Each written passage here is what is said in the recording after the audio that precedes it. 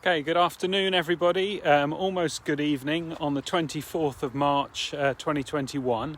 I did promise you last week I was going to bring the President's news from Norman Park from the track. I was hoping to do that, and then I realised, well, actually we're better waiting another week until the track is actually officially opened and there's someone there to let me in, of course. So given that this weekend would normally see the conclusion, and what an exciting conclusion it would be to the Bennett Cup, you'll notice that I'm by St John's, West Wickham, by the church, and I just thought what I'd do also rather differently is I'm going to try and do a President's News on the move, because I wanted people to be able to get an experience of the Club 5, because of course we would have the closing 5, and it would be a Yacht Handicap. And if youngsters haven't done a Yacht Handicap, I can tell you, when we get out of this ridiculous situation, what a treat you have in store for you. And many thanks, I must mention Chris Haynes and all the other handicappers actually that do their stuff for the club. Dick Griffin with the Paris Handicap. I know Rob Brown does it from time to time. Dave Beadle has done it. Also Andy Tucker. I'm going over the style here. I think Luca Ercolani would do that with slightly more finesse at this stage of the race. Something else I can tell you, actually, if you haven't been out here to the Club 5 course, just the amount of people that have been walking during lockdown, there is an absolute path in the ground there. Look at that. That would have made the course pretty fast at this time of year. Anyway, I digress. So we're talking about the Bennett Cup, named after Walter Bennett, who tragically died. He was a young athlete with the club, died in the summer of 1929, and amazing circumstances actually. He died while doing acrobatics in a one-seater plane. Really must have been quite well to do. He was on his way up to Cambridge. He was going to have 3 years at Cambridge, didn't reach there. Of course, back then, 1929, that would have been ahead of the Wall Street crash. Pretty interesting times. And that also gives you a flavour of the kind of people that were attracted by being a member of Blackheath Harriers, as it was at the time. I'll just swing that round so you can see the church there.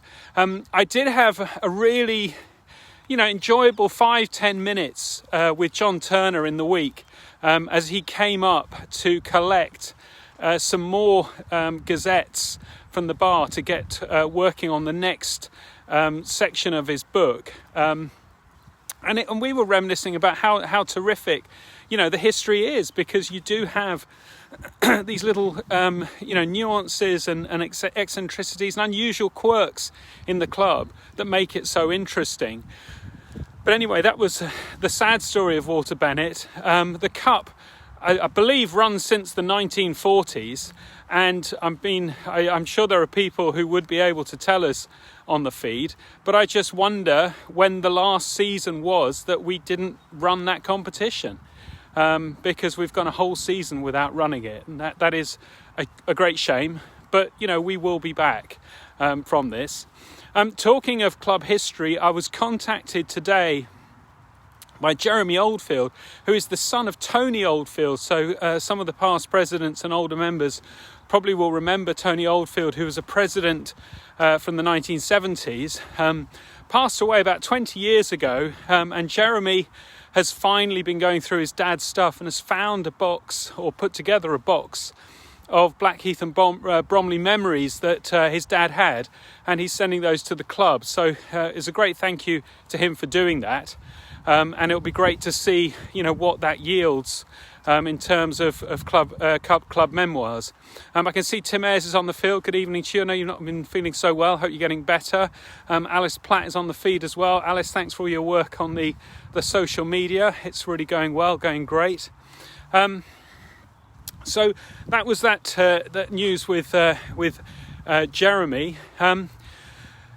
Also this week, I spoke to Peter Lovell, who actually lives just a stone's throw away from me in Bromley, it turns out. I was going to post him a letter, and then I realised that almost our gardens are back to back, so I went round and hand delivered the letter. But the reason was that Peter, who's well into his 80s now, has been looking after the ballot entry for the club for the Virgin London Marathon for many years, publicising that, putting together the posters, doing the draw, making sure that entry goes via the club secretary to the Virgin London Marathon, so we get those places for club members. And he has decided that he would like to step down. So I just want to give a big thank you to him for all of that work over the years.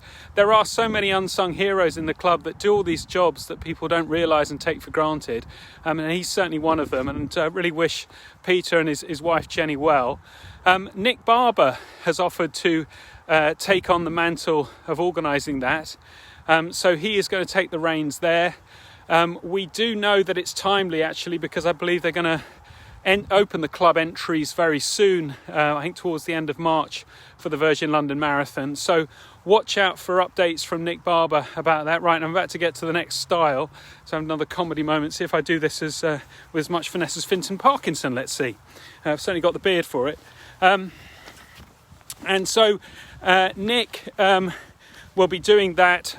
With regards to how we do that draw, normally it's done at the Wednesday night as Christmas supper, and of course that's all changed because we can't have that. And also they've moved the date of the London Marathon, so that's something to look out for anyway. But certainly start getting your training in, get your practice in. I know Ian Furler is looking for people to sponsor him, so you can have a look for his it's an understated post on Facebook, I think, about that as well.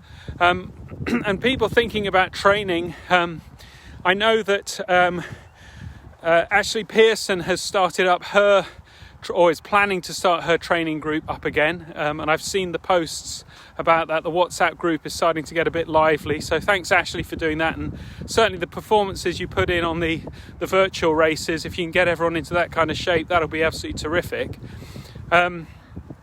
Adrian Stocks has also offered to lead a run group if we get people that are out that we notice. Obviously a lot of people doing running at the moment, and if they wanted to give running with the club a try on a Wednesday night, so getting those Wednesday night groups back together. So as we start to sort of reopen up, people are thinking about these kind of initiatives, so thank you to people like Adrian for thinking about that. Adrian, of course, puts together our Wednesday night challenges.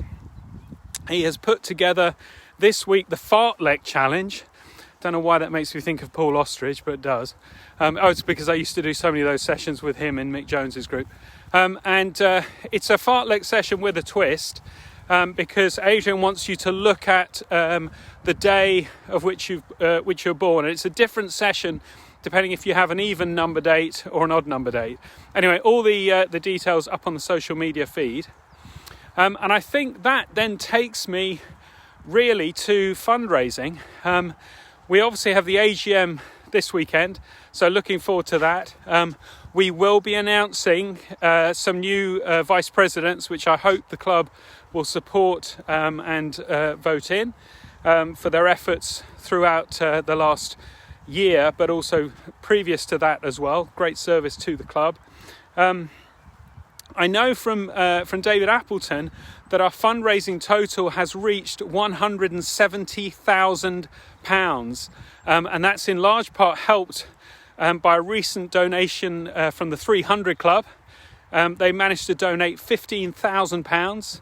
Tony Pontifex obviously looks after those draws. Tony, thank you very much for that. And thank you to everyone who gets involved in the 300 Club. I mean, it's a great thing.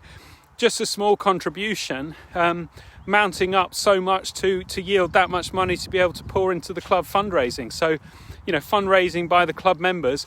If anyone wants to get involved in the 300 Club, wants to get some numbers, do contact Tony. I think he has a couple of numbers spare. There will be a draw, I think, next week. So get in now while you can. That's really all I have, I think, from President's News. Last swing round, see the course. Nice to be out here on this evening.